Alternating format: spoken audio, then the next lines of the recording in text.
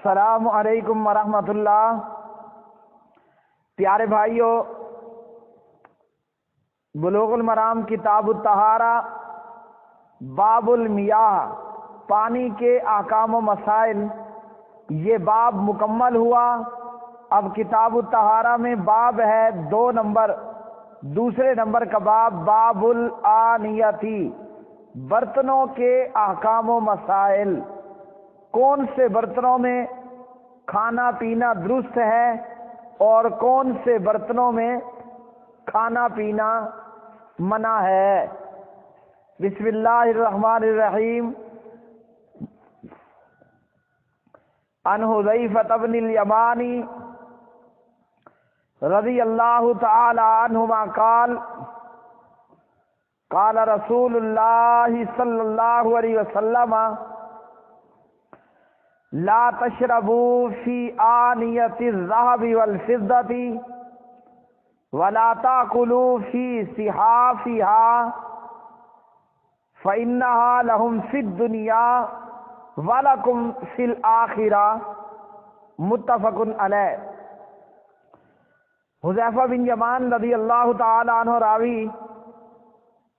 فرماتے ہیں کہ نبی کریم صلی اللہ علیہ وسلم نے فرمایا، سونے اور چاندی کے برتنوں میں نہ پیا کرو اور نہ ہی سونے چاندی کے برتنوں میں کھایا کرو، کیونکہ یہ سونے چاندی کے برتن اس دنیا میں کافروں کے لیے ہیں اور آخرت میں جنت میں تمہارے لیے ہیں۔ اس حدیث رسول صلی اللہ علیہ وسلم سے ہمیں یہ معلوم ہوا کہ سونے چاندی کے برتنوں میں کھانا پینا حرام ہے۔ اسی طرح کافروں کے برتنوں میں وہ برتن جن میں شراب، سور وغیرہ اس طرح کی چیزیں کھائے پی جاتی ہیں، ان برتنوں میں بھی کھانا مسلمان کے لیے حرام ہے، سوائے اس کے کہ مجبوری کی صورت میں ان برتنوں کو اچھی طرح دھو کر استعمال کیا جائے۔ اسی طرح سونے چاندی کے برتنوں میں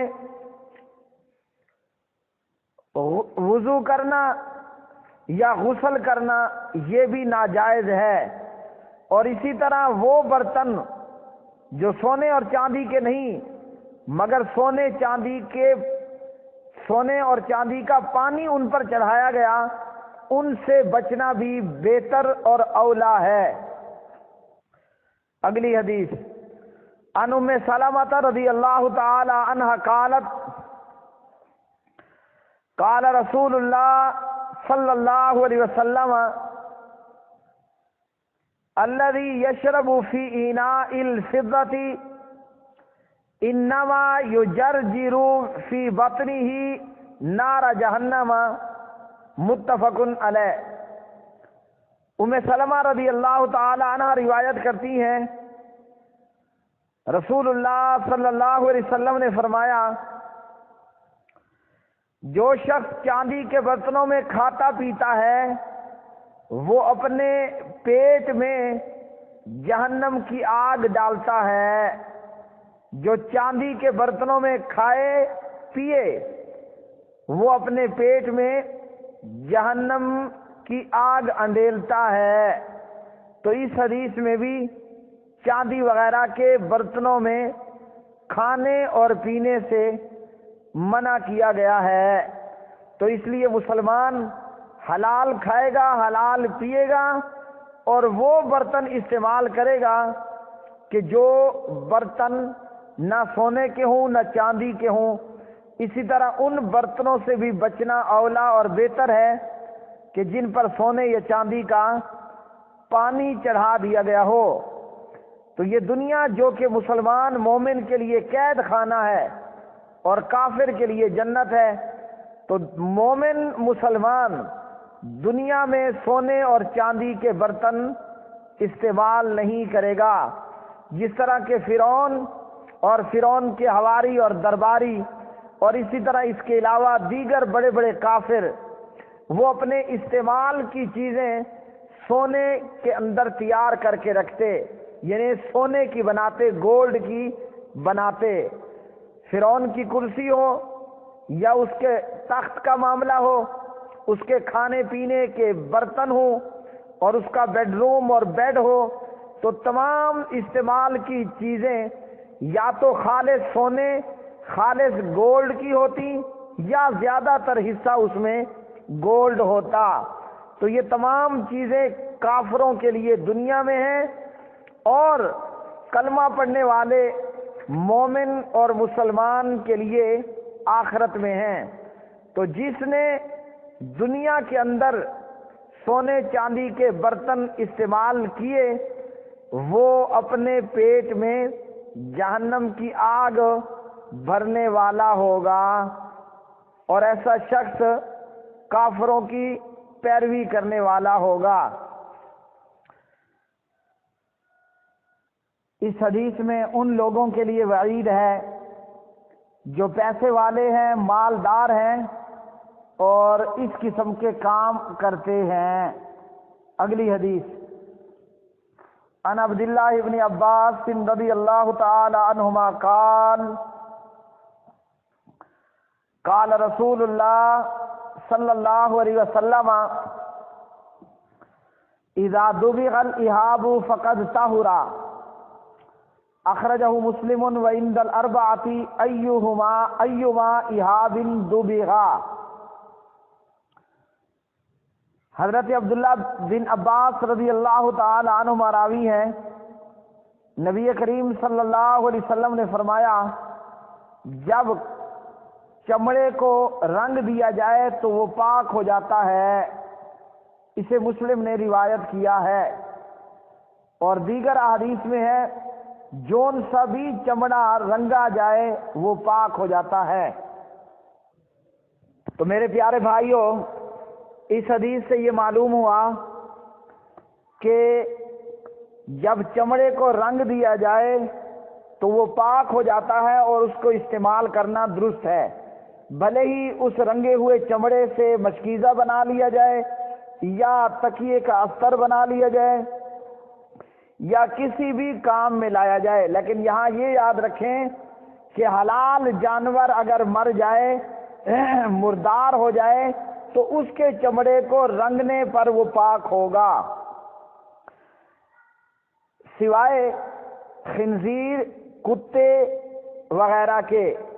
جو بھی جانور معقول اللحم ہیں جن کا گوشت کھایا جاتا ہے، حلال جانور اگر مردار ہو جائے مر جائے تو اس کا چمڑا اتار کر رنگنے کے بعد جو ہے وہ پاک ہو جائے گا اور اس کا استعمال کرنا درست ہوگا۔ بعض لوگوں نے کہا کہ خنزیر اور کتے پر بھی اگر تکبیر پڑھ کر ذبح کی جائے، جیسے حنفیہ نے کہا کہ کتے اور خنزیر پر بھی اگر تکبیر پڑھ کر انہیں ذبح کیے جائے تو اس صورت میں وہ بھی چمڑا رنگنے پر پاک ہو جاتا ہے، جبکہ ایسا نہیں ہے۔ حرام جانور اس کا چمڑا رنگنے پر پاک نہیں ہوگا۔ صحیح بات یہی ہے کہ حلال جانور اگر مردار ہو جاتا ہے، مر جاتا ہے، بکری اپنے آپ مر گئی، گائے مر گئی، اب اس کا چمڑا اتارا جائے اور اس کو رنگا جائے تو وہ پاک ہو جائے گا۔ اسی طرح یہ بات بھی یاد رکھیں، جن جانوروں کے چمڑے رنگنے کے بعد پاک ہو جاتے ہیں ان کے سینگ، بال، دانت، ہڈیاں وغیرہ بھی کام میں لائی جا سکتی ہیں اور ان کی تجارت بھی کی جا سکتی ہے۔ چمڑے کو رنگنے کا بیان اس تعلق سے ہم ابو داؤد کتاب اللباس کو دیکھتے ہیں۔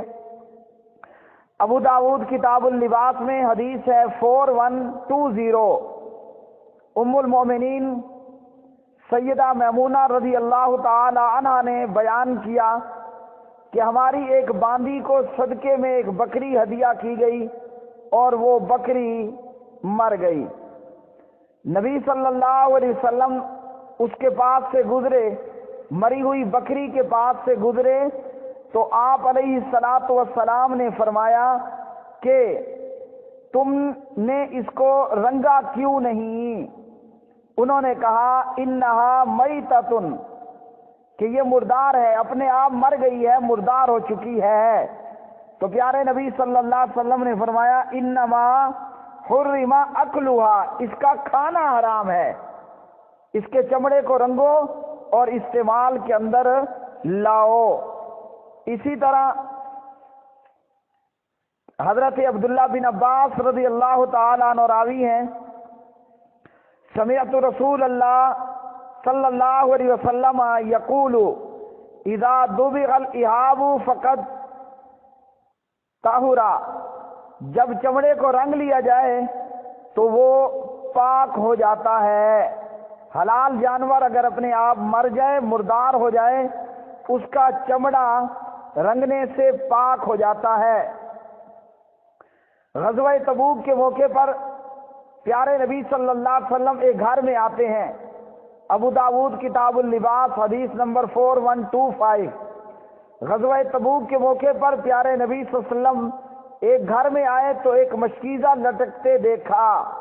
آپ علیہ الصلوۃ والسلام نے پانی مانگا تو انہوں نے کہا کہ یا رسول اللہ صلی اللہ علیہ وسلم، یہ مشکیزہ مردار جانور کے چمڑے کا ہے۔ تو پیارے نبی صلی اللہ علیہ وسلم نے فرمایا دباغھا طہورھا، اس کو رنگ دیا جانا، چمڑے کو رنگ دیا جانا اس کی پاکیزگی ہے، اس کا پاک ہونا ہے۔ بھلے ہی یہ مردار سے مراد حلال جانور جو اپنے آپ مر گیا ہے، بھلے ہی یہ مردار جانور کا چمڑا ہے، مگر چونکہ اس کو رنگا گیا تو اس کا رنگا جانا اس کا پاک ہونا ہے۔ ایک صحابیہ ام المومنین سیدہ میمونہ رضی اللہ تعالی عنہ کے پاس آئیں اور کہا کہ میری بکریاں جو ہیں وہ مرنا شروع ہو گئی ہیں۔ میمونہ نے کہا کہ اگر تم ان کے چمڑے اتار لو اور ان سے فائدہ اٹھاؤ، تو یہ پوچھتی ہیں، میں نے میمونہ سے پوچھا کہ کیا یہ حلال ہے؟ تو انہوں نے کہا کہ جی ہاں۔ قریش کے کچھ لوگ پیارے نبی صلی اللہ علیہ وسلم کے پاس سے گزرے، وہ بکری کو گھسیٹے جا رہے تھے جیسا کہ گدھا ہو۔ پیارے نبی نے فرمایا تم اس کا چمڑا اتار لیتے، یعنی چمڑا اس کا اتار لیتے، لو اخذتم اہابہا، اگر تم اس کا چمڑا اتار لیتے۔ انہوں نے کہا انہا میتۃ، یہ تو مردار ہے۔ تو پیارے نبی صلی اللہ علیہ وسلم نے فرمایا یطہرھا الماء والقرض، پیارے نبی صلی اللہ علیہ وسلم نے فرمایا اسے رنگ دینا، اس کا پاک کرنا ہے۔ قرض قاف قلم والا، را اور زوا، کیکر کی مانند ایک درخت ہے جو چمڑا صاف کرنے میں استعمال ہوتا ہے، یعنی اس درخت کی چھال کے ساتھ اور پانی کے ساتھ اس چمڑے کو رنگنے کے بعد یہ چمڑا پاک ہو جائے گا۔ تو ان حدیث میں یہ بات واضح طور پر آ گئی کہ بکری یا کوئی بھی معقول اللحم جانور ہے جس کا گوشت کھایا جاتا ہے، حلال جانور اگر مردار ہو جائے، مر جائے، تو اس کا چمڑا رنگنے کے بعد استعمال کیا جا سکتا ہے۔ اگلی حدیث ان سلمۃ بن المحبکی رضی اللہ تعالی عنہ قال قال رسول اللہ صلی اللہ علیہ وسلم دباغ جلود المیتۃ طہورھا،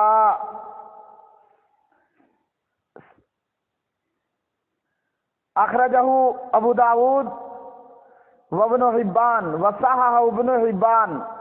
سلمہ بن محبت سے روایت ہے، نبی صلی اللہ علیہ وسلم نے فرمایا مردہ جانوروں کے چمڑوں کو رنگنا ہی ان کی طہارت اور پاکیزگی ہے۔ امام ابن حبان نے اس روایت کو صحیح قرار دیا۔ اگلی حدیث ان میمونہ رضی اللہ تعالی عنہ قالت مر النبی صلی اللہ علیہ وسلم بشاۃ یجرونها فقال لو اخذتم اہابها فقالوا انها میتۃ فقال یطہرھا الماء والقرض، اخرجہ ابو داود والنسائی۔ میمونہ رضی اللہ عنہ راویہ، نبی صلی اللہ علیہ وسلم کا گزر ایک مردہ بکری کے پاس سے ہوا پیارے نبی کا گزر ایک مردہ بکری کے پاس سے ہوا جسے لوگ گھسیٹتے ہوئے لے جا رہے تھے۔ آپ نے فرمایا کاش تم اس کی کھال اتار لیتے۔ لوگوں نے کہا کہ یہ تو مری ہوئی ہے۔ آپ نے فرمایا اس چمڑے کو پانی اور کیکل کی چھال پاک کر دے گی، یعنی جب اس کو رنگ دیا جائے گا تو یہ پاک ہو جائے گا۔ تو پیارے نبی صلی اللہ علیہ وسلم کی ان احادیث سے ہمیں یہ معلوم ہوا سونے چاندی کے برتنوں میں نہ کھانا ہے نہ پینا ہے، نہ ان سے غسل کرنا ہے نہ وضو کرنا ہے۔ اور دوسرا یہ معلوم ہوا کہ حلال جانور اگر مر جائے اس کا گوشت تو حرام ہے، مگر اس کا چمڑا اتار کر رنگنے کے بعد وہ استعمال کیا جا سکتا ہے۔ حلال جانور کے چمڑے کو رنگ کر اس سے مشکیزہ بنائے جائے، جوتی بنائی جائے، وغیرہ وغیرہ بنائے جائے تو پھر اس کا استعمال درست ہوگا۔ شریعت نے ہمارے لیے یہ آسانی اس معاملے میں کی۔ بلوغ المرام کتاب الطہارہ باب الآنیتی، یہ سبق نمبر 7 تھا۔ وما علینا الا البلاغ المبین۔